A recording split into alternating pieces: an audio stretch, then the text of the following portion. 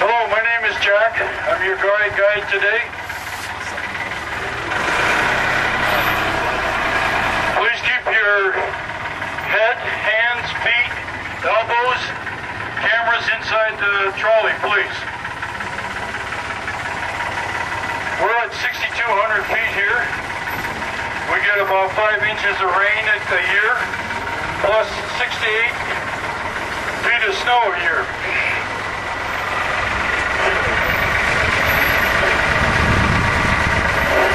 We're the same level as Lake Tahoe. Lake Tahoe is off to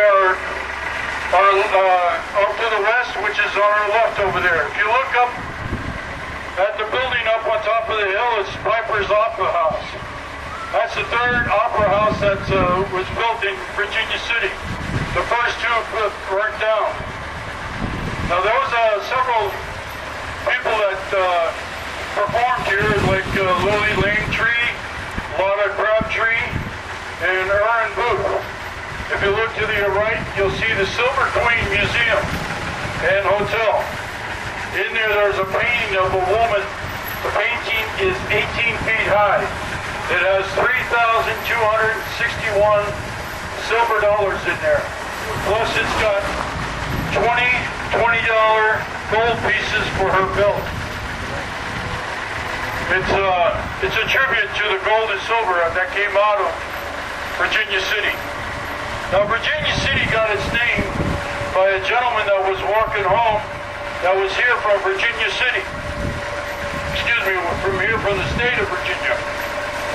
He was known as Old Virginia. And as he was walking home from a night of libation, he tripped and he fell, and he had a bottle with him. Well, he broke the bottle, and there was glass all over the place, plus the whiskey. Well, a crowd come around and started laughing. Not to be outdone by the crowd, he got up and he said, "I baptized this spot Virginia," hence the name Virginia City. On the right, the Way It Was Museum will show you exactly how it was back here in the 1800s. They have a lot of mining equipment and mines that will show you how hard those miners had to work just to get the gold and the silver out of the ground.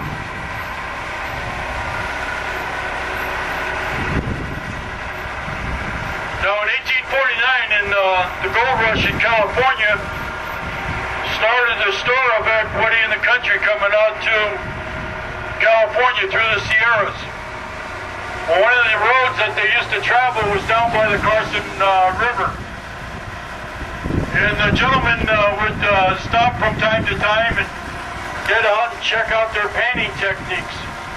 Well, there was a couple of Irishmen that came up from the Carson River up and around here through 6 Mile Canyon. You'll notice on the right, you'll see the sign that says 6 Mile Canyon. They came up here and through 6 Mile Canyon, up to the top of the houses way behind there, almost to the top of the mountain. And they found a stream that they started panning their techniques and found a little bit of gold and kept clearing it out and found a gold vein sitting right there in the ground. So they called that, immediately called it the Ophir Mine. Well, there was a gentleman by the name of Comstock, Henry Comstock, that rode up to see what they were doing. Once he found out that they had that much gold there, he told them that they were illegally mining on his 160-acre ranch.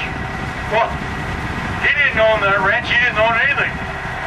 But rather than argue or get into a fight about it, possibly get killed, they made Henry Comstock a full partner.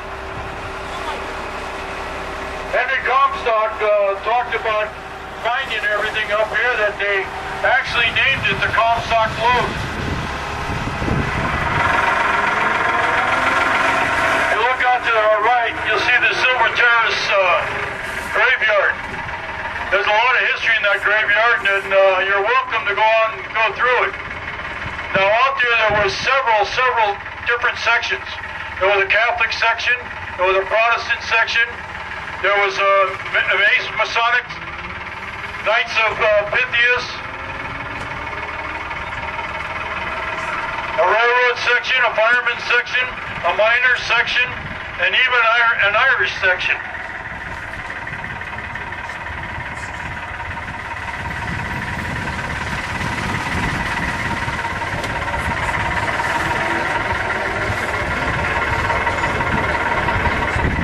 Now if you look out there to the left, you see that first hill. Beyond that first hill was the Chinese cemetery. Down in the canyon, back beyond the hill, is the Jewish cemetery. You can hold on a second, let me get a drink here, my throat's getting dry.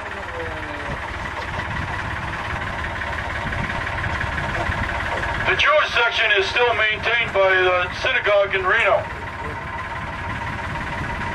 Now in the 1860s, there was a red light district lady by the name of Julia Paulette.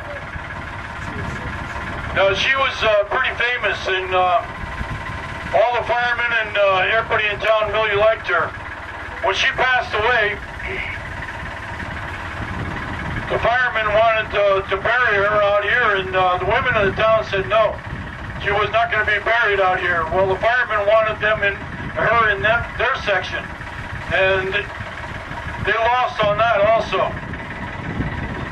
Julia Paulette was actually murdered in 1876, and she was buried in the Pioneer Cemetery, which is out beyond town, down a mountain and around, so it's an obscure place for someone to be buried. But the women of the town accepted the fact that she could be buried out there. And now when they had the procession, the funeral procession, all the firemen, the band, and 16 carriages were in that procession to go see Julia get buried. Now talking about Mr. McLaughlin and Mr. O'Reilly and Mr. Comstock up at the upper mine, they started digging down and they found more gold. So they started digging more and more. Well, what they found was a lot of blue clay that was sticking to their shovels, and they cursed that stuff. They hated it. They had piles of it up there. Well, a prospector come through and took a sack of that down to Grass Valley in Nevada City, to the assay office. They had it assayed, and they found out that that blue clay contained $900 to the ton of gold and $3,000 to the ton of silver. And that started the silver rush up here. Now the gentleman, Mr. McLaughlin, Mr. O'Reilly, and Mr. Comstock decided they would sell out while the selling was good. So they sold for $54,000, which was a lot of money in those days.